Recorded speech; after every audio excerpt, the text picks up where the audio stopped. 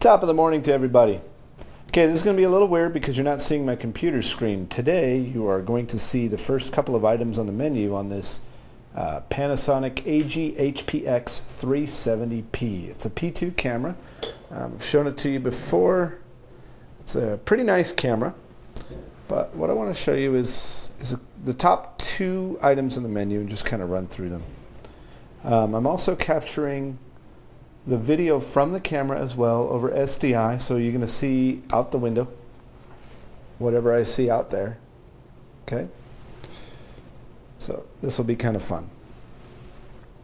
By the way, I'm using a Samsung Galaxy S5 to record the menu. I wanted to output the menu via the video, but it would not do it over SDI. It'll only do it over video out, and my computer would not capture that without a converter. So let's go ahead and go through this. Okay, we press and hold the menu button. The menu button, by the way, is over here. All right, so I press and hold that, and I get my menus. Okay, the first thing we have is scene file. Now, let me explain what scene file is. On this camera, you have 6 scene files. Here's your scene file switch right here. I generally use the one that's under 6, but you can change them to whichever file you want, and they each have different attributes. I think I used to use one called Spark. I think it's that one there. Let me turn the menu off real quick so I can see what they are. Okay, 3 is Spark. Now you'll notice as I switch them, you can see the colors changing. Okay, it's kind of fun. Now lately I've been using this Cine-D, and the reason I've been using it is because it has a special little, oh, that autofocus did not work. Let's fix that. Okay. The reason I've been using it is because it has a higher dynamic range than most of the other settings.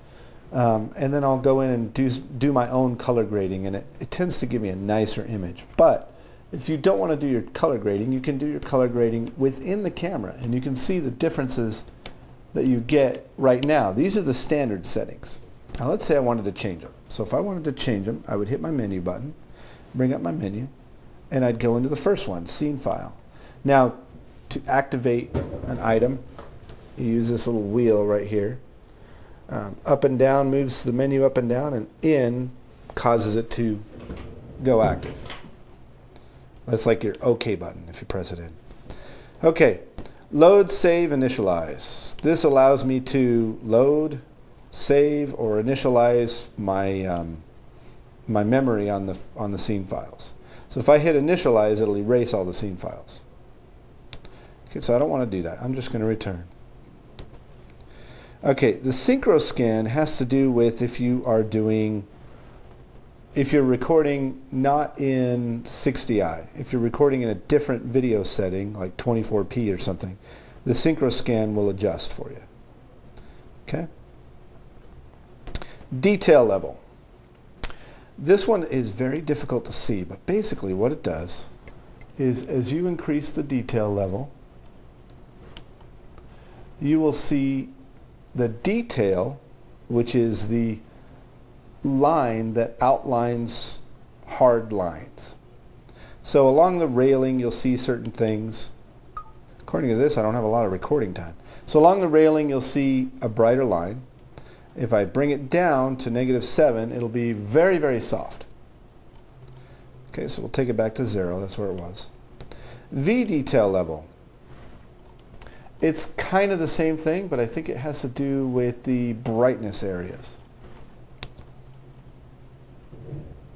So you can mess with those. Detail coring. I have this one set at +5, but basically if you go higher, it will give you a sharper image in the dark areas.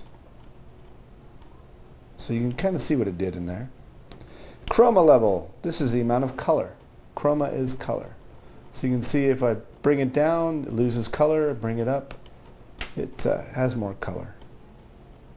I think I had this on 0, I don't remember. Chroma Fades. This is basically tint. So if I go up, it should make it more pink, and if I go down, it should make it more green. I just left it at 0. 0 is generally pretty standard. Color temperature. Now, temperature has to do with the white. There's no real such thing as white. It is a slightly different temperature depending on what kind of light you're in. So if I bring this up, it should get colder. If I bring it down, it should get warmer. I'm not really seeing what it's doing. But basically all that does is it adjusts the temperature, whether you're in the sunlight or inside of a building, things like that. Okay, you have two different channels of color temperature. The B is the brighter channel. So you can see what it did. If I bring it down, see how it gets a little warmer? It's kind of nice. Master pedestal. Now, when I was a young buck learning about all this stuff, I was always told that setup is at 7.5. This all depends on the country you're in. Your master pedestal is how dark your blacks are. If I bring my pedestal down, you'll see the darker blacks will just get darker and be crushed. If I bring it up, you'll see the darker blacks will go lighter and turn gray. But you'll have much more dynamic range. So you can see in, let's see if I can see, in this area right here, all of a sudden I can see the detail in there, whereas I couldn't before. When I go like this, it crushes that area, and you lose all that detail. It's kind of interesting. So I'm going to bring it up to +8. Auto iris level. This is if your iris has been set to auto. I usually keep it on manual, but I'm going to set it to auto just for this purpose. If I bring it up, it gets brighter. See that? And if I bring it down, it automatically gets darker. All right, we'll put it at -3 where it was. And I generally don't do that, so I'm turning my iris off. Drs Effect. This is your dynamic range filter. If you bring down the DRS, it will give you less dynamic range in the darker areas while it's bright. Okay, Cinelike D. This is your gamma. Your gamma is basically your brightness throughout, and you can play with this all you want. So you can see the difference between Cinelike V and Cinelike D. This is V, this is D. The D has, it brings down the brightness and kind of brings up the darkness so that you have a little bit more dynamic range there. I like it. Your knee. I don't use the knee, but let me turn the knee on real quick. Basically what the knee is supposed to do is kind of bring up the dark areas when it's on. It's kind of hard to explain. You have 255 levels of brightness.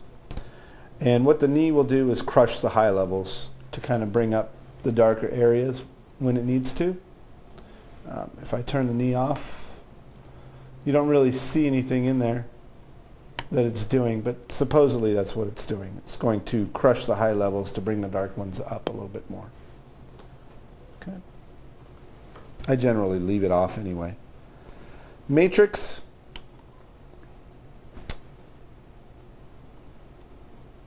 I'm not real sure what this has to do with, but we can go ahead and play with it a little bit, just so you can kind of see what it does. I think this has to do with your shutter, and I think it'll give more of an effect if you're doing something like 24p. This is very useful in, let's say you're doing fluorescent shooting. You get kind of a scanning speed in fluorescent light. So I believe this will help it so that you don't get a what do you call it, like a flickering kind of motion. So this will probably have to do with your shutter. Skin tone detail gives you kind of a brownish color on skin tones. I don't have anybody on camera, so you can't really see it. Your frequency for your video detail can be either thick, mid, or thin. You can kind of see what it's doing in there. I usually keep it thin. And then name edit. If you were to adjust it, name edit. If you were to adjust it and make any changes to it, you would be able to edit the name of it. All right, so now let's go into system setup. Here you go. These are your record modes. You have 1080i, 1080-50i. We'll switch to that for a minute. See if it stays that way. No, let's not switch to it. 720p, 480 if you want to do those. We'll stick with 1080i.